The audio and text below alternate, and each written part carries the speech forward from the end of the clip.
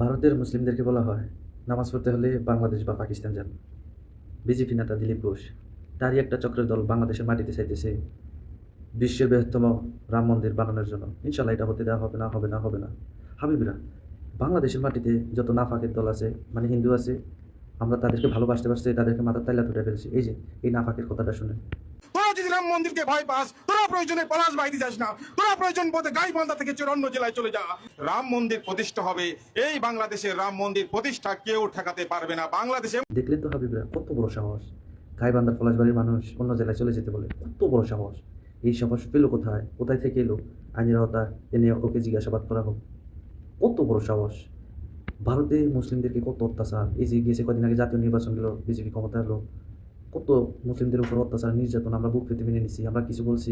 তেমন কিছু বলে নিয়ে বলছি যে এই অত্যাচার জন্য বন্ধ করেন, আমরা ভবিষ্যতে খারাপ হবে।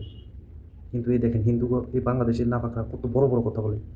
আইনের আওতায় আনা হোক, আর এই রাম মন্দির বাংলাদেশের মাটিতে ইনশাআল্লাহ হতে দেওয়া হবে না, হবে না, হবে না, ইনশাআল্লাহ।